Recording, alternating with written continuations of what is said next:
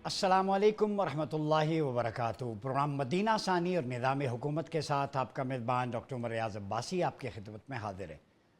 खेलों के उभरते सूरज को ग्रहण क्यों लग गया, आज इस पे बात करेंगे। और उससे पहले अहमद फराज का एक शेर याद आता है कि विदाए यार का मंज़र फराज याद नहीं, बस एक डूबता सूरज मेरी निगाह में है। वो डूबता सूरज पाकिस्तान हॉकी, क्रिकेट और स्क्वाश के मैदान में कभी अपने उरूज पे था, तमाज़त पे था, जिसकी तपिश और हरारत आज भी हम महसूस करते हैं विजुअल्स की सूरत में, हिस्ट्री की सूरत में। खेल के मैदान क्यों वीरान हो गए, उसमें जाने से पहले इस्लामिक पर्सपेक्टिव में मैं एक चीज़ बता दूं कि वज़ादहू बस्ततन फ़िल इल्म वल जिस्म, कुरान मुक़द्दस के अंदर इल्म और जिस्म को तवाना रखना, ये एक विजनरी लीडर की, एक नौजवान की बेसिक एट्रीब्यूट्स अल्लाह रब्बुल इज़्ज़त ने बयान किए हैं। नबी अकरम सल्लल्लाहु अलैहि वसल्लम के दौर में 42 खेल ऐसे थे जो सहाबा कराम और ताबीन के ज़माने तक चलते रहे, और आप सल्लल्लाहु अलैहि वसल्लम ने दौड़ के मुकाबले और तैराकी की तरगीब दी। जिस्मानी आप देख लें फ़िज़िकल फ़िटनेस कितनी इम्पोर्टेंस है। एक दुरुस्त तवाना जिस्म और दिमाग जो एक कंट्रीब्यूट कर सकता है मुआशरे में, वो कोई और नहीं कर सकता। दिफाई महारत और जिस्मानी फुर्ती के लिए तीर अंदाजी और घुड़ सवारी को भी आम किया। तो आज अगर हम देखें हिस्ट्री उठा के, तो पाकिस्तान ने 1960 के रोम के ओलंपिक्स में भारत को फाइनल में हराकर पहला तलाई तमगा जीता था। ये हमारा सुनहरी दौर था। फिर 1968 मैक्सिको, 84 लॉस एंजलिस के ओलंपिक्स में हमने गोल्ड मेडल जीते। हॉकी के अंदर हमने 4 वर्ल्ड कप जीते हुए हैं, लेकिन तारीख सुन के आप हैरान होंगे कितना गैप आ गया है। 71, 1978, 1982 और आखिरी वर्ल्ड कप सिडनी ऑस्ट्रेलिया में हमने 1994 में जीता। 32 साल हो गए, आंखें तरस गई हैं कि हॉकी का वर्ल्ड कप हम दोबारा उठा सकें।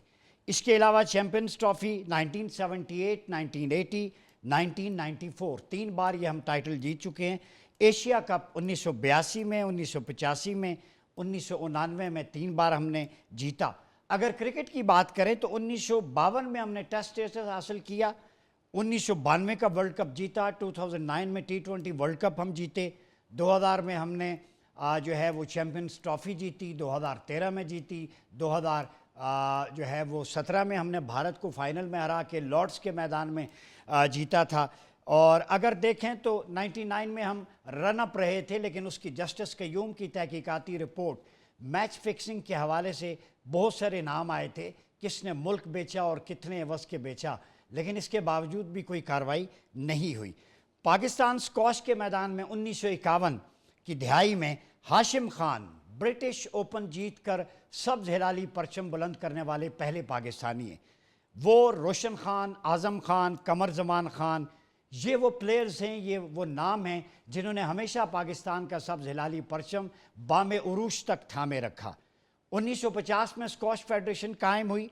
जहांगीर खान लगातार 555 मैच जीतने का नाकाबिले यकीन रिकॉर्ड रखते हैं, और जान शेर 8 मरतबा वर्ल्ड ओपन जीते, 6 बार ब्रिटिश ओपन। इसी तरह जहांगीर खान 1981 से 86 तक अनबीटन रहे। ब्रिटिश ओपन आपने 10 बार जीती, वर्ल्ड ओपन 6 बार जीती, और 1981 में जहांगीर सिर्फ 17 साल की उम्र में कम तरीन वर्ल्ड चैम्पियन बने, और उनको सितारा इम्तियाज़ और हिलाले इम्तियाज़ भी दिया गया।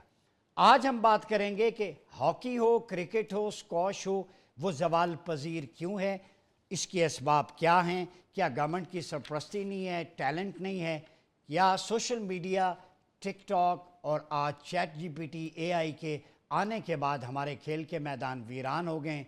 मोबाइल फ़ोन ने लोगों को जो है उनकी जहनी, जिस्मानी नफ्सियात को मुतासर किया है। वजह क्या है, आज ये जानने की कोशिश करेंगे। इन तमाम इश्यूज़ पे बात करने के लिए हमारे साथ मौजूद हैं लेजेंडरी पाकिस्तान हॉकी के साबिक कप्तान, एशियन चैम्पियन जनाब शकील अब्बासी साहब, साबिक ओलंपियन भी हैं। बहुत शुक्रिया शकील अब्बासी साहब आपकी आमद का। हमारे साथ मौजूद हैं साबिक स्क्वाश चैम्पियन पाकिस्तान का रोशन नाम कमर ज़मान खान साहब। कमर ज़मान खान साहब, आपका भी बहुत शुक्रिया। और हमें ज्वाइन किया है साबिक टेस्ट क्रिकेटर, साबिक head coach, chief selector, national cricket academy में भी आपने फ़राइज़ अंजाम दिए, आपकी जानी पहचानी शख्सियत हारून रशीद साहब।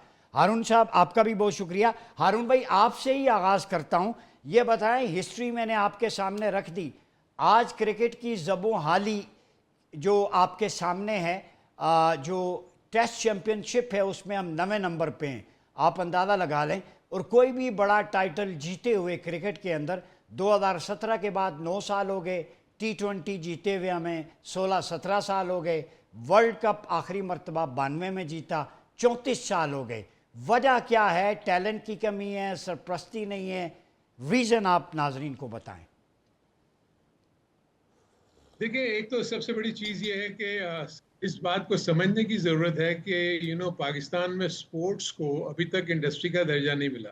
आई थिंक क्रिकेट के पॉइंट ऑफ व्यू से तो आप ये कह सकते हैं कि क्रिकेट क्योंकि प्रोफेशनल स्पोर्ट हो गई है, तो पाकिस्तान क्रिकेट बोर्ड के पास बहुत बेइंतहा फंड्स आते हैं, उनकी अपनी रेवेन्यू स्ट्रीम्स हैं। बाकी जो दो हमारी हॉकी और स्क्वॉश है, इसके साथ इस किस्म की कोई सिचुएशन नहीं है।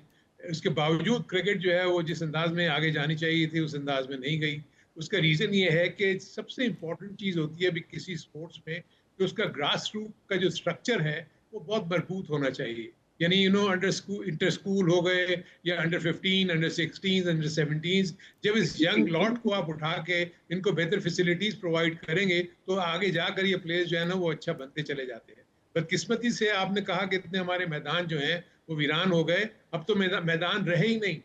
जिन जगहों पर हमने क्रिकेट खेली थी वहां तो बड़ी बड़ी बिल्डिंग्स बन गई हैं। तो इससे आप अंदाजा लगा सकते हैं कि पाकिस्तान में जो भी स्पोर्ट्स के करता धरता है, तमाम स्पोर्ट्स की मैं बात कर रहा हूँ, कि उनका जो जब तक का आपका बेसिक इंफ्रास्ट्रक्चर जिस पर बच्चों ने जाके खेलना है वही मजबूत नहीं होगा, तो आप कैसे एक्सपेक्ट करते हैं कि आप आगे जाके जो है इंटरनेशनल लेवल के ऊपर मुकाबला कर सकेंगे। क्रिकेट का रीजन ही यही है कि एक तो आप देखेंगे पिछले 20-25 सालों में अगर आप देखेंगे तो हर 2 साल 3 साल के बाद आपके क्रिकेट बोर्ड का चेयरमैन चेंज हो जाता है। जब क्रिकेट बोर्ड चेयरमैन चेंज होता है तो आपकी पॉलिसी चेंज हो जाती है, और सबकी तवज्जो जो है ना सिर्फ पाकिस्तान की क्रिकेट टीम की तरफ रहती है। जो निचले लेवल के ऊपर जहां से पाइपलाइन बननी है, प्लेयर्स ने जहां से आना है, प्लेयर्स का जो पाथवे है उसकी तरफ कोई तवज्जो नहीं जाती, ग्राउंड के ऊपर कोई तवज्जो नहीं दी जाती। सो जब तक इन इन मामला को नहीं सुधारा जाएगा और क्रिकेट के मैदान ज्यादा नहीं बनाए जाएंगे, फैसिलिटीज पूरी प्रोवाइड नहीं की जाएंगी, आपके वहाँ पर जिम्स नहीं होंगे, स्विमिंग पूल्स नहीं होंगे, तो आप दुनिया भर में, हम तो बहुत पीछे हैं इस मामले में। अगर आप दुनिया के दूसरे ममालिक में जाएंगे तो उन्होंने सारी इन्वेस्टमेंट इन्हीं जगहों के ऊपर की है। आप बांग्लादेश की मिसाल ले लेना, 71 में उसके बाद उन्होंने टीम बनानी शुरू की। आज बांग्लादेश कहाँ खड़ी है और हम कहाँ पर खड़े। जी, मैं आता हूँ आपकी तरफ। कमर जमान साहब, ये बताएं, एयर मार्शल नूर खान के दौर में मुझे याद है बड़े अच्छे एडमिनिस्ट्रेटर थे, स्क्वॉश को भी, हॉकी को, तमाम खेलों को प्रमोट किया। 90 की दिहाई में पाकिस्तान बैक वक्त पहला मुल्क है जो क्रिकेट, हॉकी, स्क्वॉश और स्नूकर का आलमी चैम्पियन था। किसी को नज़र लग गई अब क्यों नहीं खान पैदा हो रहे? खान फैमिली क्या कर रही है? शुक्रिया। सबसे पहले तो मैं हारून हारून रशीद और शकील अब्बासी को मेरा सलाम। बड़े अच्छे, बड़े अपने माशाल्लाह बड़े तकड़े बंदे बैठे हुए हैं। और सवाल भी आपका बड़ा बेहतरीन सवाल है कि क्या हुआ, नज़र लगी? नज़र नहीं लगी, बिल्कुल नज़र नहीं लगी।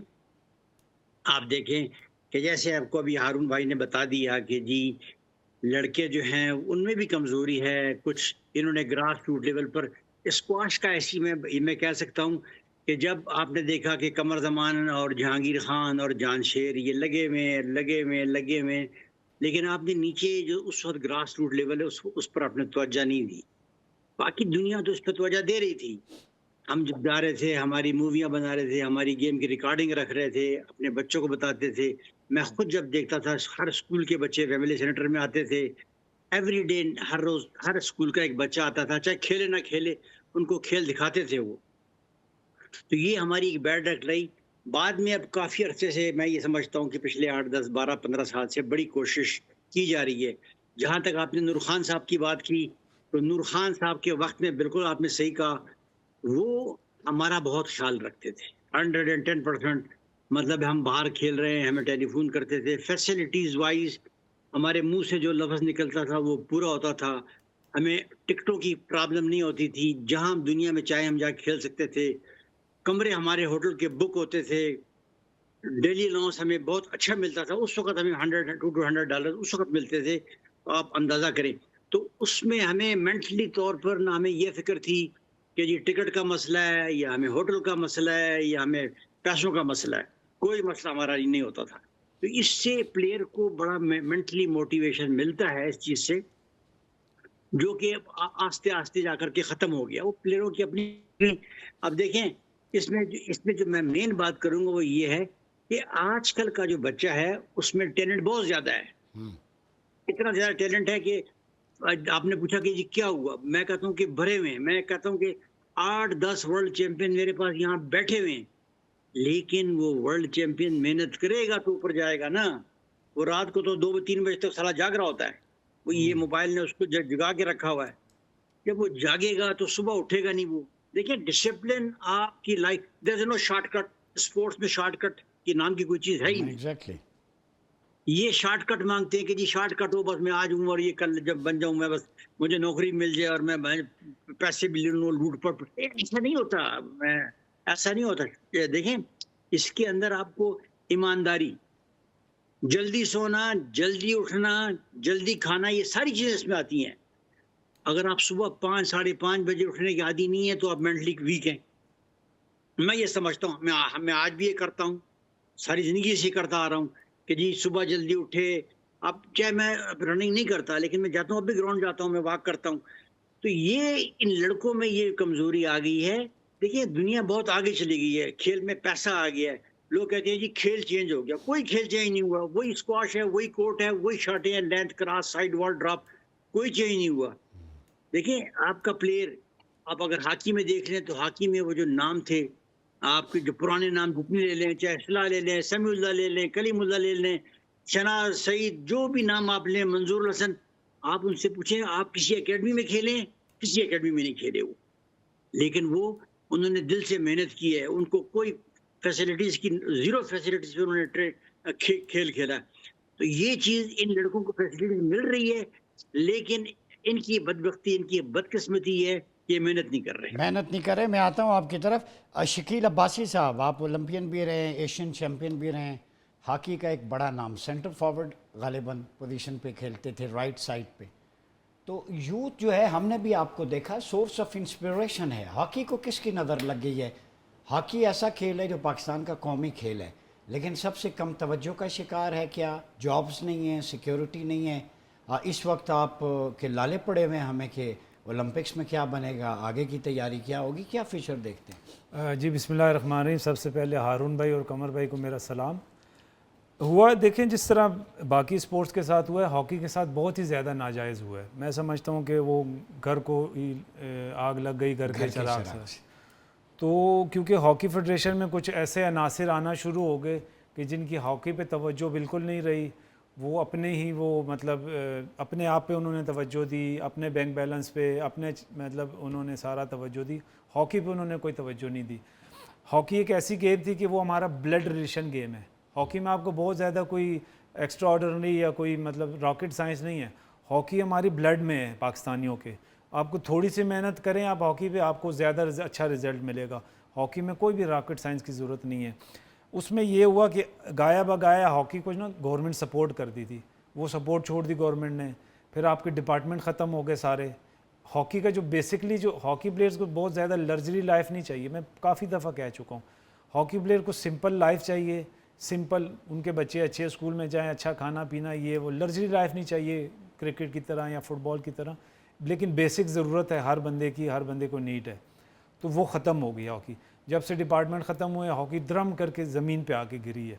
उसके बाद अब हर बच्चा वो क्या करता है, पाकिस्तान टीम में खेलता है, अपनी CV बनाता है, मुल्क से बाहर जाता है, वहाँ अच्छी लीग खेलता है, जॉब्स करता है, अच्छा पैसा कमाता है। पाकिस्तान से कोई नहीं खेलना चाह रहा। पाकिस्तान इसलिए खेलते हैं कि CV प्रमोट हो और बाहर जाए। बिल्कुल सर, अब यही हो रहा है। लड़का हमारे आधे से ज़्यादा पाकिस्तान लड़का बाहर चला गया है, इंग्लैंड में, कनाडा, इवन कनाडा में चले गए हैं। हालांकि कनाडा में हॉकी नहीं होती, लेकिन कनाडा में भी चले गए हैं कि वहाँ पे अच्छी अपॉर्चुनिटी मिली और वो वहाँ चले गए हैं। तो बेसिकली जैसे हारून भाई ने बात की कि हमारा स्ट्रक्चर ही नहीं है कोई।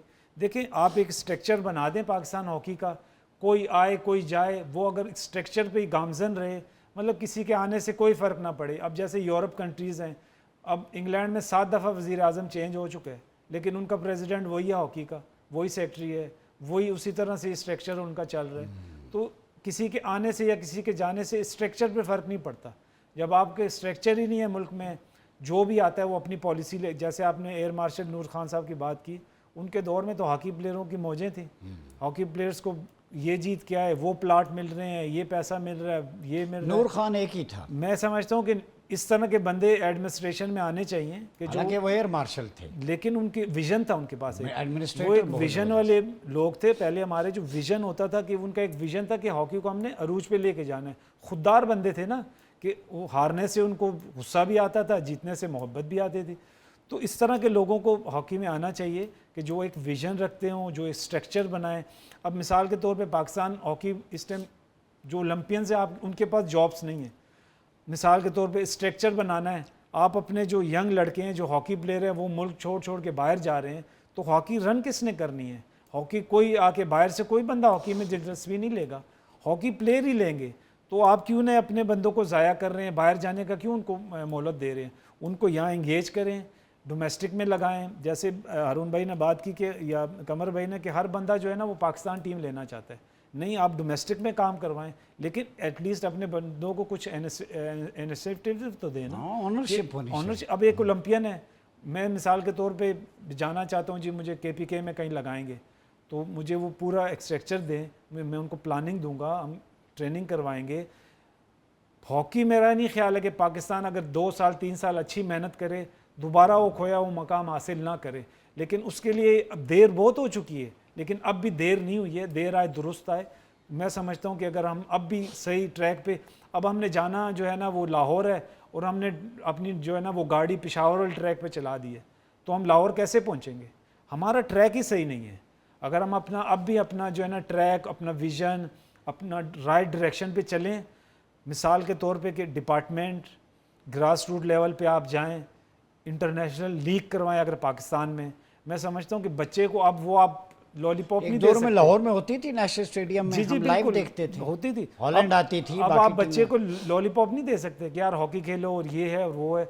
अब आप उसको कुछ दिखाएंगे, कुछ सुनहरा बाग उसको दिखाएंगे, कुछ सामने नज़र आएगा। जैसे क्रिकेट की अब लीग होती है, तो हर बच्चा जो है ना वो क्रिकेट की तरह खुद गामजन होता है, उधर इंसेंटिव ज़्यादा है। इंसेंटिव ज़्यादा है, बच्चे को क्रिकेट में लेके आना नहीं पड़ता है, वो खुद आता है। तो इस तरह आपको हॉकी में भी करना पड़ेगा कि आपको एक उसको दिखाना पड़ेगा कि यार अब हॉकी में आओगे तो ये आपका फ्यूचर है। ठीक सर, ये बताएं, ये कज़िया जिस तक हम पहुँचे हैं कि एक तो ये कि CV अपना अच्छा बन जाए, जैसे हॉकी में बासी साहब ने कहा, कमर साहब ने भी बात की।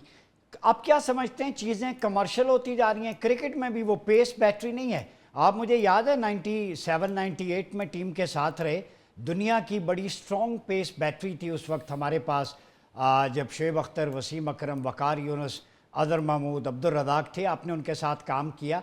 ये टैलेंट अब नहीं आ रहा, और अब हमारी, अभी मैं वेस्ट इंडीज़ की सीरीज़ देख रहा था तो एवरेज 125-130 हो क्या गया हमारे प्लेयर्स को, फिटनेस नहीं है। उस वक्त हार्ड वर्क होता था। अब ये जो बर्डन है, ओवरलोडेड होना, ये एक्सक्यूज़ बन गया है? क्या वजह है? ये कमर्शियल हो गया है कि पैसा मिल रहा है लीग से, तो चले ये एक दिहाड़ी है, इधर फॉर्मेलिटी पूरी करें। क्या समझते हैं? देखिए पैसा तो बहुत ज़रूरी है, और आई थिंक देखिए पैसा उन्हीं लोगों को मिल रहा है जो इस वक्त टॉप लेवल पे खेल रहे हैं। अगर आप निचले लेवल के ऊपर आते हैं तो वहाँ तो कुछ भी नहीं है ना। तो ऑब्वियसली जब आप अच्छा करेंगे, ऊपर चले जाएंगे, तो आपको दुनिया भर की टीमें जो है आपको इनवाइट करती हैं, आपको कॉन्ट्रैक्ट्स ऑफर करती हैं। लेकिन देखिए एक चीज़ जो सबसे इम्पोर्टेंट है वो ये है कि जब तक क्रिकेट में, अभी जैसे शकील बात कर रहे थे, आप देखें ना कि हमारा जो प्लेयर का पाथवे क्या था, हम क्लब क्रिकेट खेलते थे। क्लब क्रिकेट में आपके ऑलरेडी सीनियर लीग और जूनियर लीग्स होती थी, आप 8-8, 15-15, 20-20 मैच खेलते थे, और उसके बाद उसकी बेसिस के ऊपर, परफॉर्मेंसेस के ऊपर आप जो है वो अपने शहर की टीम में सेलेक्ट होते थे। फिर शहर की टीम से जाके आप नेशनल लेवल के ऊपर कासिम ट्रॉफी खेलते थे, जो आपका मेन टूर्नामेंट था, जिसकी बेसिस के ऊपर आप पाकिस्तान की टीम में सेलेक्ट होते थे। तो आपका वो सिलसिला तो टूट गया ना। अब इसमें कोई क्लब क्रिकेट नहीं है। अब आप ओपन ट्रायल्स के जरिए लड़कों को पिक करते हैं। जब लड़कों ने नीचे क्रिकेट ही नहीं खेली हुई, 19 साल के, 20 साल के, वो आपके पास आते हैं, तो उनके पास तो पीछे कोई एक्सपीरियंस है ही नहीं खेलने का। तो आप उनको कहते हैं, आप इंटरनेशनल लेवल के ऊपर तैयार करते हैं अकेडमीज में कैंप्स लगाकर। आप क्या समझते हैं कि 2 महीने के या 1 महीने के कैंप से तैयार करके आप इंटरनेशनल लेवल के ऊपर आप उनको मुकाबले के लिए तैयार कर लेंगे? ऐसा नहीं हो सकता। और दूसरी चीज़, जब शकील ने हॉकी की बात की, कमर भाई ने जो है वो बात की स्क्वॉश की, आप देखिए हॉकी को आप क्रिकेट से नहीं मिला सकते, ना ही स्क्वॉश से मिला सकते। हॉकी एमेचर स्पोर्ट है, इसके अभी तक कोई प्रोफेशनलिज्म इतना नहीं आया, सिवाय इसके कि बाहर के मुल्कों ने अपने यहाँ लीग्स डेवलप करके वहाँ पैसे ले आए। पाकिस्तान के पास अगर हॉकी की अगर हम बात कर रहे थे तो तकरीबन 15 से 18 तो फील्ड्स हैं आपकी टर्फ। दुनिया भर में इंडिया में 100 टर्फ। तो अब जो बच्चे ने, क्योंकि उन्होंने अपने ग्रास के ऊपर वो इतना कामयाब नहीं हो रहे थे, इसीलिए उन्होंने एस्ट्रो टर्फ ले आए। तो उस टर्फ को लाने के बाद उन्होंने अपने आप को इवॉल्व किया और ज्यादा से ज्यादा उस फैसिलिटीज को डेवलप किया। एम्स्टरडेम में 365 के करीब एस्ट्रो टर्फ्स हैं। सो हमारे यहाँ तो अब भी ग्रास पे खेल रहे हैं, और जो आपकी इस वक्त जो एस्ट्रो टर्फ्स की हालत है उसको देख के तो अफसोस होता है। वो तो बिल्कुल इतनी पुरानी और रॉटन हो चाहिए, उनको चेंज ही नहीं किया। इसलिए कि देखो, पैसे की जरूरत है हर जगह के ऊपर। हॉकी को बहुत ज्यादा फंड्स की जरूरत है। Hockey totally Pakistan sports board की ग्रांट्स में बिलीव करती है। जब टूर पे जाना होता है इनके पास, इनको डेली अलाउंसेस नहीं मिलते, इनको कोई, हमारी क्रिकेट में तो ऐसा कोई इशू नहीं है, लेकिन बाकी स्पोर्ट्स में स्क्वाश जो है उसको एयरफोर्स देती है, पाकिस्तान की एयरफोर्स। अभी स्क्वाश जो है वो ओलंपिक में चली गई, और जैसे ही वो ओलंपिक में गई, यूएसए में वहाँ के लोकल स्पॉन्सर्स ने भरमार कर दी और उनके पास इतना पैसा आ गया कि वो आराम से स्क्वाश के ऊपर वो डेवलपमेंट का काम कर रहे हैं। वेयरएज हमारे यहाँ तो हमारे लोकल बिजनेस हाउसेज जो हैं वो किसी स्पोर्ट को जो है वो स्पॉन्सर नहीं करते। देखिए, जॉब देना इज वन थिंग, डिपार्टमेंट सिर्फ प्लेयर्स को जॉब प्रोवाइड करता है, वो ग्राउंड्स तो नहीं बनाता। वो इसके अलावा अपने जितने बाकी तमाम के तमाम जो आपके प्रोग्राम्स होते हैं, वो फिटनेस प्रोग्राम्स हो गए, आपके प्री सीजन प्रोग्राम्स हो गए, ऑफ सीजन प्रोग्राम्स हो गए, वो तो कोई भी नहीं चलाता, इसलिए उनके पास फंड्स ही नहीं है। तो इसलिए जब तक आपका लोकल बिजनेस हाउस आपकी स्पोर्ट्स को आके सरपरस्ती नहीं करेगा, पाकिस्तान का एक बड़ा पिक्यूलियर बड़ा यूनिक सा ये सिलसिला है कि हमारे यहाँ हमारे लोकल बिजनेस हाउसेज नहीं आते। इंडिया में तमाम का तमाम स्पॉन्सर जो है उनका लोकल बिजनेस हाउस है। आपकी टेलीविजन बिल्कुल इस वक्त ना अपनी क्रिकेट को या हॉकी को या स्क्वॉश को प्रमोट ही नहीं करती। जब वो प्रमोट करेंगे तो स्पॉन्सर्स आएंगे ना, और उसके साथ आपको ये कॉर्पोरेट सोशल रिस्पॉन्सिबिलिटी के तौर पर आपको स्पोर्ट्स को लेके चलना पड़ेगा। तब अच्छा। जाके पाकिस्तान की चीजें इंप्रूव होगी, फैसिलिटीज इंप्रूव होंगी, प्लेयर्स यंग एज में आपके पास आएंगे। कमर भाई ने जैसे कहा, उनको आप फैसिलिटीज देंगे तो वो सुबह 5 बजे उठ के आपके पास आएंगे ना। इस वक्त वो प्लेयर कहाँ से उठेगा? उसको पता है कि मैं कहाँ जाऊंगा प्रैक्टिस करने के लिए। हार्डली 2 से 3, अगर हॉकी प्लेयर को कहीं जाना है प्रैक्टिस करने के लिए, या क्रिकेट प्लेयर को कहीं प्रैक्टिस करने के लिए जाना है, तो सिवाय नेशनल स्टेडियम के कहीं और नेट्स ही नहीं है, आप कहाँ जाएंगे? सो क्लब लेवल के ऊपर, डिस्ट्रिक्ट लेवल के ऊपर, जब तक आप यहाँ पर अपनी चीजों को बेहतर तरीके से नहीं बनाएंगे, अच्छा। उस वक्त तक जो है ना वो यूथ आपका स्पोर्ट्स की तरफ राग़िब नहीं होगा। नहीं होगी। अरुण भाई, जो मैं पूछ रहा था, स्पेसिफिक फिटनेस का बड़ा प्रॉब्लम है हमारे प्लेयर्स में, पहले नहीं था, और हमारे बॉलर्स की, फास्ट बॉलर्स की पेस गिरती जा रही है। एक वक्त था इंडिया कहता था नेचुरल सॉइल ऐसी है, पाकिस्तान पेस बैटरी बड़ी स्ट्रांग है, क्या हो गया है? देखिए, जो आप ये फिटनेस की बात कर रहे हैं ना, थिंग इज कि फिटनेस आप कैसे करेंगे? जब आप क्रिकेट खेलेंगे तो आपकी फिटनेस आएगी ना, जब आप हॉकी खेलेंगे तो आपकी फिटनेस आएगी ना। 2 चीजें हैं, एक तो है आपकी वैसी फिटनेस है, एक आपकी मैच फिटनेस है। मैच फिटनेस, जब तक आप मैच नहीं खेलेंगे आपकी वो मैच फिटनेस नहीं आएगी। आपके प्लेयर्स 1 महीना पहले या 2 महीने पहले किसी सीरीज से आके ट्रेनिंग करना शुरू करते हैं, जबकि ये पूरे साल का काम है। कमर भाई से पूछे, मैं जहांगीर खान को, जानशेर खान को जिस तरह देखता था, वो तो इंडिविजुअल स्पोर्ट है ना, उनको पता था कि अगर हम ट्रेनिंग नहीं करेंगे तो ऊपर नहीं जा सकते। तो इसीलिए हमारे यहाँ सब के सब प्लेयर्स जितने भी हैं वो इंतजार कर रहे होते हैं कि कब कैंप अनाउंस होगा, और हम वहाँ जाएंगे तो 1 महीने 2 महीने जब भी हम जितने दिन में रहेंगे तो हम वहाँ ट्रेनिंग कर लेंगे। उसके बाद जब वहाँ से निकल के अपने घरों को जाते हैं तो वहाँ तो फैसिलिटी नहीं है ना वहाँ जिम है, ना वहाँ पर आपके स्विमिंग पूल है। आपके लोकल क्रिकेट ग्राउंड्स जो हैं, जो आप देखें ना, आपके पास 4 या 5 तो स्टेडियम्स हैं। इसके अलावा जितने भी ग्राउंड्स आप देख लें, वो सिर्फ वहाँ जाके आप मैच खेलते हैं। ना वहाँ पर प्रैक्टिस फैसिलिटीज है, ना वहाँ आपको दूसरी कोई फैसिलिटी मिलती है। आपको दूसरे जिम्स को ज्वाइन करना पड़ता है जहाँ पर जाकर आप फिटनेस करते हैं। पेस की जहाँ तक आपने बात की, तो आपका देखें, क्रिकेट में जो बहुत बड़ा फर्क आया कि पहले सिर्फ टेस्ट क्रिकेट होती थी, वनडे क्रिकेट होती थी।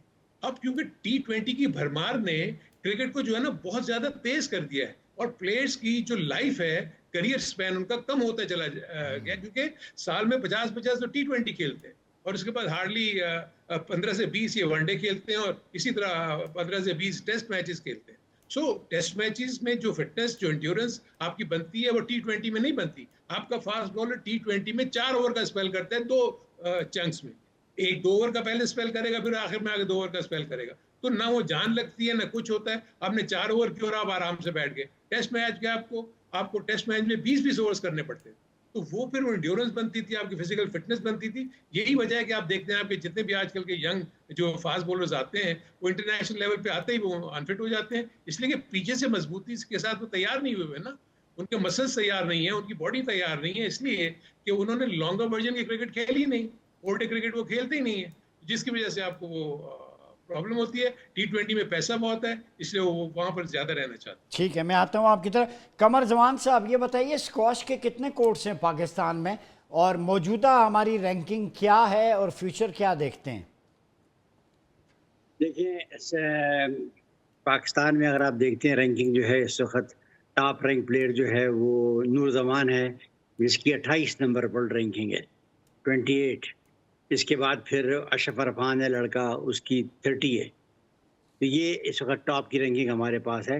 हमारे वक्त में हम टॉप के 8 में से 7 पाकिस्तानी होते थे, 7 पाकिस्तानी।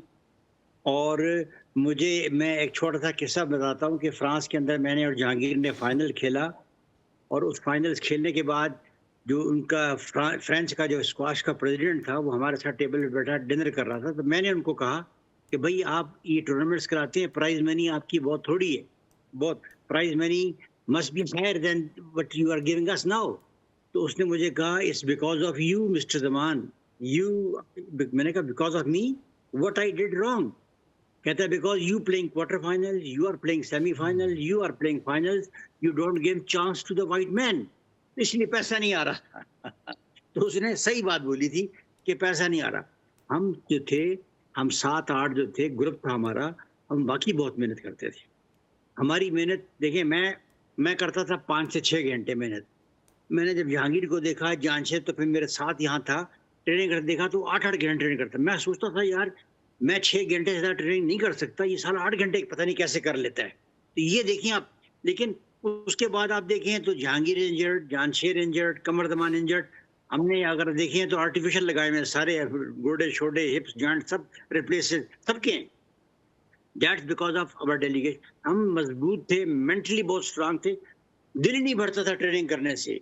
नो डाउट कि इसके बाद फिर हमें फैसिलिटीज मिलती थी। देखें, अगर मैं डिपार्टमेंट में ना होता, मैं पीआई में ना होता, तो पीआई मुझे सारी दुनिया में तो फ्री घुमा रही थी। मैं अपना टिकट तो मैं आपको, आप अमेरिका की बात करते हैं, मैं तो पेशावर से कोटे का टिकट नहीं खरीद सकता था, तो फिर मैं अमेरिका कैसे जाता? इन्होंने मुझे टिकट दिया ना, मुझे दिया, जहांगीर को दिया, जानशेर को दिया, घुमाया। इसी तरह हॉकी वाले थे, हॉकी वाले देखिए आप कस्टम में थे या पीआई में थे। तो उस वक्त के प्लेयरों का और इस प्लेयरों का मैं आपसे मुआवजा कर रहा हूँ कि उनको हुकूमत अच्छी जॉब देती, अच्छी जॉब थी, कस्टम वालों की अच्छी जॉब थी, पीआई की। मैं देखिए, मैं जब रिटायर हुआ, मैं एज जनरल मैनेजर रिटायर हुआ, आई वाज स्टेशन मैनेजर। तो ये अभी का जो मैं देख रहा हूँ, चाहे हॉकी का देख रहा हूँ या मैं स्क्वाश में देख रहा हूँ, जॉब्स नहीं है, बिल्कुल नहीं। हॉकी में तो बाकी जीरो है जॉब्स बेचारों की, और स्क्वाश में तो फिर पैसा है। और फिर हमारे लिए स्क्वाश में इसलिए एडवांटेज है कि हमारे जो स्क्वाश के प्रेसिडेंट हैं वो air chief marshal Zahiruddin Babar हैं, और वो पर्सनल इंटरेस्ट लेते हैं। अब एयरफोर्स के पास, एयरफोर्स में खर्चा करती है, स्पॉन्सर तो नहीं है, लेकिन एयरफोर्स बहुत खर्चा करती है। यहाँ पर अगर देखें, पेशावर में जो कोर्ट है हमारे पास, तकरीबन मेरे पास 20-25 कोर्ट इसमें है। पेशावर में जो एकेडमी है, इस्लामाबाद में कोर्ट हैं, कराची में कोर्ट हैं, ये सारे एयरफोर्स के कोर्ट हैं। इनका तमाम खर्चा, लाखों रुपए खर्चा इस पे होता है। प्राइवेट स्पॉन्सर तो नहीं आता इसमें, आता ही नहीं प्राइवेट स्पॉन्सर। ये कमर जमान साहब, ये लाइटर नोट पे एयरफोर्स का काम था राफेल गिराना, इसका मतलब है वो राफेल गिराने के साथ साथ ये स्क्वाश को भी अच्छी तरह मैनेज कर रहे हैं। मैं कहता हूं कि बिल्कुल, ये मैं क्रेडिट देता हूं, मैं इसलिए क्रेडिट देता हूं कि देखें आप, मैं समझता हूं कि जो फैसिलिटीज मिलनी चाहिए एयरफोर्स, अब एयरफोर्स तो 50 बच्चों को फैसिलिटीज नहीं दे सकती कि 50 बच्चों को बाहर भेज दे।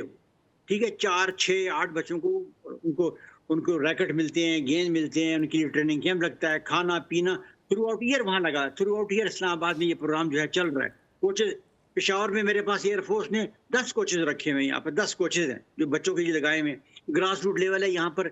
मैं एकेडमी को हेड करता हूँ, मैं देखता हूँ एकेडमी को, मेरे पास 650 बच्चे यहाँ पे स्क्वाश खेल रहे हैं एकेडमी में। सारा खर्चा पीएफ उठा रही है, कोई प्राइवेट स्पॉन्सर उसमें नहीं है।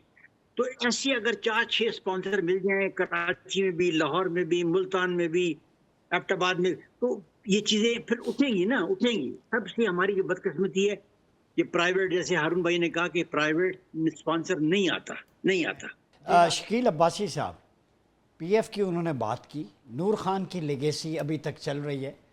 वो जैसे मैंने कहा उनका काम था जहाज़ गिराना, लेकिन वो इसको भी प्रोमोट कर रहे हैं।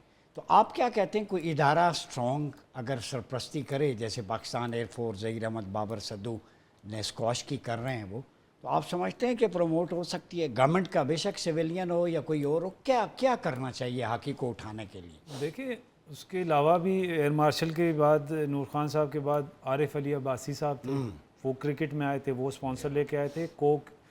क्रिकेट से पहले हॉकी के पास आया था कोका कोला स्पॉन्सर जो होता था। तो इसी तरह एलजी थी, आरिफ अली अब्बासी साहब, क्योंकि वो एक विजनरी, मैंने आपको पहले बताया कि यहाँ पे कोई रॉकेट साइंस है नहीं कि आपने कोई बहुत बड़ा आदमी बिठा देना है और वो हॉकी चलाए ना चलाए। बड़े आदमी भी यहाँ पे आए हैं, मीर ज़फ़रुल्लाह खान जमाली साहब जैसे वज़ीर आज़म थे, वो भी आए हैं यहाँ पे, उन्होंने भी अच्छी रन की, उनके दौर में भी अच्छी थी हॉकी चल रही थी आपकी।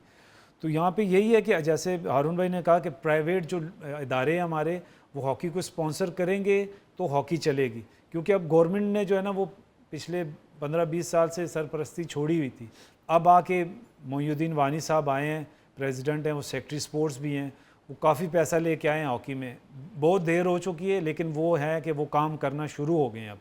अब कोरिया टीम भी आ गई है, पाकिस्तान टीम के साथ उनके मैचेस हैं, अभी 30 से स्टार्ट होने हैं। तो इस तरह अब इंटरनेशनल टीमें पाकिस्तान आएंगी, इस तरह स्पॉन्सर्स भी आएंगे। तो हमारे जो गवर्नमेंट को सोचना चाहिए कि अर्जेंटीना का आप नाम सिर्फ सुनेंगे तो फुटबॉल या मेसी या मैराडोना के नाम से, ब्राज़ील इसी तरह स्पोर्ट्स।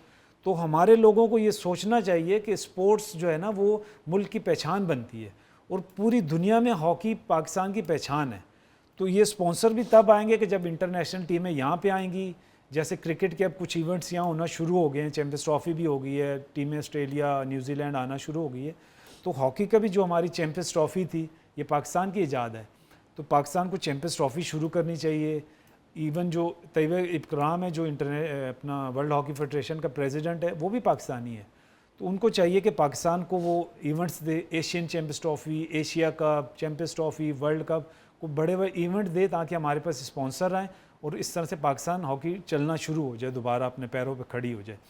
और इसके अलावा आप डिपार्टमेंट आपका लाजमी और मज़लूम है हॉकी प्लेयर्स के लिए। क्योंकि मैंने आपको पहले बताया कि हॉकी प्लेयर का जो, अब मिसाल के तौर पे आप ग्रास रूट पे बच्चों को, हमने हॉकी शुरू की थी, हमने पाकिस्तान खेलने के लिए कम, डिपार्टमेंट के लिए ज़्यादा की थी। कि जो भी बच्चा आता था वो यही था कि यार हॉकी अच्छी खेलेंगे तो हमें एक अच्छी सी नौकरी मिल जाएगी, तो वेल एंड गुड हो जाएगा। हाँ, हम बहुत ज़्यादा मेहनत करेंगे। जिस तरह कमर भाई ने बताया कि मॉर्निंग सेशन के, मैं समझता हूँ कि जब से मॉर्निंग सेशन ख़त्म हुए हैं, पाकिस्तान की हॉकी, क्रिकेट, स्क्वॉश, हर गेम ख़त्म हो गई है। क्योंकि पहले ये होता था, हम मॉर्निंग सेशन में जाते थे ग्राउंड में, तो हमें मॉर्निंग सेशन में जगह नहीं मिलती थी ग्राउंड में। इकबाल ने कहा था ना, कुछ हाथ नहीं आता बेआहे सहर गाई। जी जी बिल्कुल, कि आप जब तक सुबह उठ के 3 घंटे का सेशन, जो मॉर्निंग का, असल में जो प्लेयर बनता है ना वो मॉर्निंग सेशन से बनता है। इवनिंग सेशन में जो लोग आते हैं वो टाइम पास के लिए आते हैं, वो जस्ट इंजॉय के लिए आते हैं, अपनी फिटनेस के लिए आते हैं, या गैदरिंग के लिए आते हैं। जब तक आप मॉर्निंग सेशन जो 2-3 घंटे का होता है, क्योंकि जो सीखने का प्रोसेस होता है वो मॉर्निंग के टाइम होता है। इवनिंग के टाइम सिर्फ इंजॉय करना, या जो मॉर्निंग में आपने काम किया है वो इवनिंग में अप्लाई करना होता है। तो मैं समझता हूँ कि आपको दोबारा से वो मॉर्निंग सेशन शुरू करने पड़ेंगे। और आपको अपने जो ओलंपिक कोचेज़ हैं वो आपके डोमेस्टिक में आपको लगाने पड़ेंगे। आप अकेडमियाँ बना दें, PHF के नाम से बना दें, पाकिस्तान स्पोर्ट्स बोर्ड के नाम से बना दें, वज़ीर आज़म के नाम से बना दें, वज़ीर आला के नाम से। आपको अकेडमियाँ, हर शहर में अब अकेडमियाँ बनानी पड़ेंगी, और उसमें आपको अपने ओलंपिक कोचेज़ जिन्होंने अपने कोर्सेज़ वगैरह किए हैं, international courses, level A, B, C जो भी लेवल होते हैं, उनको आपको वहाँ लगाना पड़ेगा। साथ में आपको डोमेस्टिक लड़कों को एंगेज करना पड़ेगा। अब आप देख लेना, मुल्क के आपके इतना अफरा तफरी है, आपके लड़के छोड़ के बाहर जा रहे हैं, वो यहाँ एंगेज होंगे। मैं देखे ना, मैं किसी बच्चे को हॉकी खेलने का नहीं कहूँगा जब तक उसको फैसिलिटीज़ नहीं मिलेगी। मैं आराम से 20, 25, 30 लड़का आराम से मैं पाकिस्तान टीम के लिए तैयार कर सकता हूँ। मैं आता हूँ, हारून भाई का वक्त शायद कम। हारून भाई ये बताएं, 2027 का वर्ल्ड कप आ रहा है और आगे टेस्ट चैंपियनशिप भी है, एक सवाल आपसे है, ये आप ही मेहरबानी कर सकते हैं, हमारे कोचेस में कोई कमी है? इतने बड़े बड़े नाम हैं, आप जैसे भी हैं, दूसरे भी हैं, वो फॉरेन टीम्स को कंसल्टेशन प्रोवाइड करते हैं, हम फॉरेन कोचेस की तरफ क्यों भागते हैं? नहीं, देखिए, एक तो सबसे बड़ी चीज़ ये है कि अभी जैसे शकील ने कहा ना, हॉकी में भी कोचेस के जो है ना ये कोर्सेज होते हैं जो करने पड़ते हैं। बदकिस्मती से हमारे जितने भी फॉर्मर क्रिकेटर्स हैं ना, वो रिटायर होने के बाद कोचिंग की तरफ इतना नहीं आते। वो सिर्फ चाहते हैं कि हमें फौरन पाकिस्तान टीम की कोचिंग मिल जाए, जबकि कोचिंग का काम ज़्यादातर ग्रास रूट लेवल पे होता है। अब जो देखें, कोच तो एक टीचर होता है, गाइड होता है। अभी कमर हो गए या शकील हो गए या मैं हो गया, मैं ज़्यादातर प्लेयर्स को वो टूल्स बता सकता हूँ ना, कि देखें आप इन चीज़ों के ऊपर काम करोगे तो आप जाके इम्प्रूव होगे और आगे जाके आप अच्छा कर सकते हो। बट जब क्रिकेटर या कोई भी हॉकी प्लेयर या स्क्वॉश प्लेयर कोर्ट में या हॉकी फील्ड में या क्रिकेट ग्राउंड में जब अंदर चले जाता है बाउंड्री लाइन के, तो उसके बाद तो वो अपना कोच खुद होता है ना। उसने मुकाबला करना है, स्प्लिट ओवर सेकंड में उसने फैसला करना है, मैंने बॉल को छोड़ना है या खेलना है, या मैंने बॉल कहाँ करनी है क्या नहीं करनी। सो जो मेंटल डेवलपमेंट है ना किसी भी स्पोर्ट्समैन की, फिजिकल डेवलपमेंट अपनी जगह पे है, लेकिन जो सबसे इंपॉर्टेंट पार्ट है किसी भी स्पोर्ट्समैन का, वो उनकी मेंटल डेवलपमेंट है। प्रॉब्लम यह है कि हमारे जितने भी लोकल लेवल के कोचेज हैं, वो इस एरिया में काम नहीं करते। जब मेंटली उनको स्ट्रांग करेंगे तो अपने डिसीजन तो वो खुद लेगा ना। अंदर वो बाहर बैठ के कोच को तो नहीं देखेगा ना। इतना फास्ट पेस पे हॉकी हो रही होती है, स्क्वॉश हो रही होती है, वो कोई कोच को थोड़ी मुड़ के देखेगा रैली के दौरान। इसी तरह क्रिकेट में जब बॉल आपको करने आ रहा है तो कोच को तो नहीं देखेगा ना। जी, मैं आता हूँ आपकी तरफ। कमर जमान साहब, आखिर में तजवीज़ बता दें, स्क्वॉश मज़ीद कैसे बेहतर हो सकती है? देखिए, जैसे कि मैंने कहा, बड़ी कोशिशें हो रही हैं। अब तो दुनिया में स्क्वाश का नाम बहुत बहुत हो गया है। अब तो पहली मर्तबा स्क्वाश को ओलंपिक में शामिल कर लिया गया है। 2028 में जो ओलंपिक होनी है, उसमें स्क्वाश को भी उन्होंने मौका दिया है, जिसमें तकरीबन टॉप के 16 प्लेयर जो हैं हिस्सा लेंगे। तो ये एक वो है, लेकिन इसके लिए ग्रास रूट लेवल, इसके अलावा कोई दूसरा रास्ता नहीं है आपके पास। स्कूल्स, ये डायरेक्ट यूनिवर्सिटी में चले जाते हैं आजकल के जी। इंटर यूनिवर्सिटी, भाई इंटर यूनिवर्सिटी से पहले इंटर स्कूल में तो आओ। और स्कूल में भी प्राइमरी स्कूल 5वीं 6ठी जमात में, जहाँ बच्चा 8 9 10 साल का होता है, ताकि 15-16 साल की उम्र में तो एक तगड़ा प्लेयर, अगर वो 15-16 साल की उम्र में आप उसको खेल शुरू कराओगे तो वो तो इज टू लेट। अब तो दुनिया की स्पोर्ट जो है वो आपको, जैसे कि अभी शकील ने बताया कि ट्रेनिंग कैंप अगर लगता है तो 1-2 महीने पहले या महीने पहले, ये तो बात नहीं बनी ना। आप ट्रेनिंग कैंप आपका तो सालों साल चलना चाहिए। इट इज, ठीक है। तो ये रूटीन में, ये रूटीन में होना चाहिए। और डिसिप्लिन, और मोबाइल से हटाएंगे कैसे आप?